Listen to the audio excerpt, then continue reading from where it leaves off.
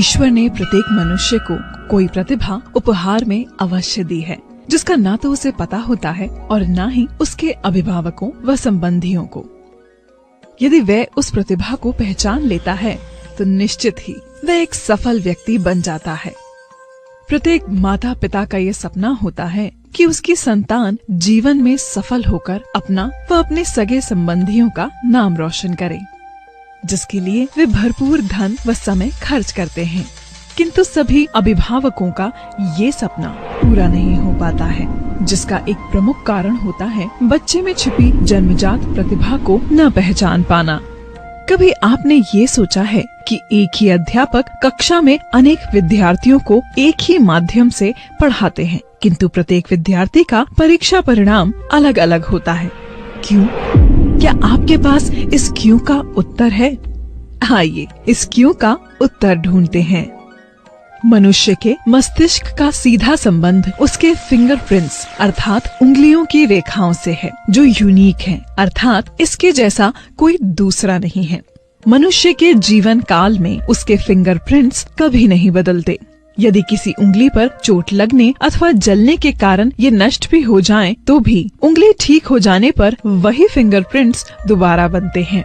जब बच्चा गर्भ में होता है तो गर्भावस्था के 13 से 19वें सप्ताह के मध्य उसके मस्तिष्क व फिंगरप्रिंट्स का एक साथ विकास होता है। जिस बच्चे में मस्तिष्क का विकास नहीं होता है, उसके फिंगरप्रिंट्स भी नहीं बनते।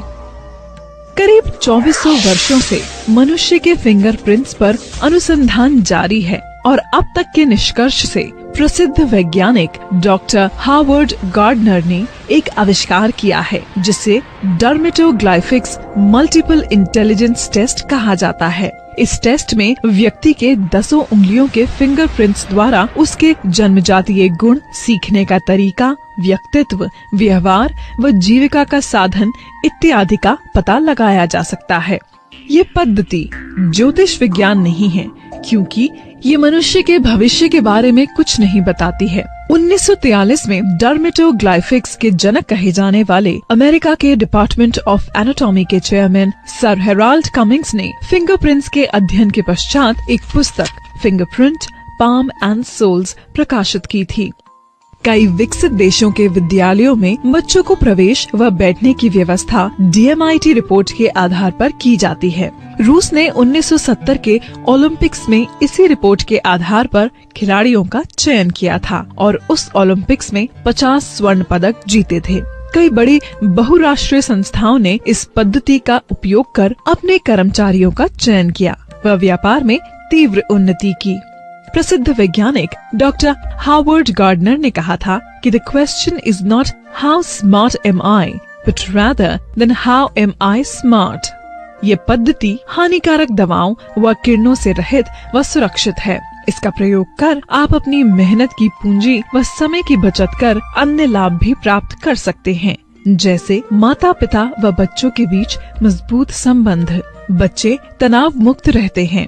बच्चे की इच्छा अनुसार कार्य क्षेत्र मिलने से उसमें भरपूर आत्मविश्वास रहता है। इस पद्धति के प्रयोग न करने से कई नुकसान संभव हैं, जैसे शिक्षित व्यक्ति गलत आजीविका का साधन चुन लेते हैं और कई कंपनियां गलत कर्मचारियों का चयन कर लेती हैं, जिससे आर्थिक क्षति व अमूल्य समय भी व्यर्थ होता है। जीवन में अथवा कार्य में सफलता न मिलने से कई लोग आत्महत्या जैसा कदम भी उठा लेते हैं। सोचिए, ये एक रिपोर्ट आपके धन व समय की बचत के साथ बच्चों के मानसिक दबाव को रोककर उनका बचपन बेहतर बना सकती है। उन्हें अपनी पसंद व क्षमता के अनुरूप करियर चुनने में मदद कर सकती है। महान वैज्ञानिक सर आइंस्टीन ने कहा था कि सभी व्यक्ति प्रतिभावान होते हैं, किंतु यदि हम एक मछली को पेड़ पर चढ़ जाने की क्षमता पर आंकेंगे तो वह पूरी जिंदगी खुद को मूर्ख ही समझती रहेगी। यही बात हमारे बच्चों पर भी लागू होती है। तो आइए हम इस गलती को सुधार कर व इस तकनीक का प्रयोग कर बच्चों के भविष्य को उज्जवल बनाने में उनकी मदद करें।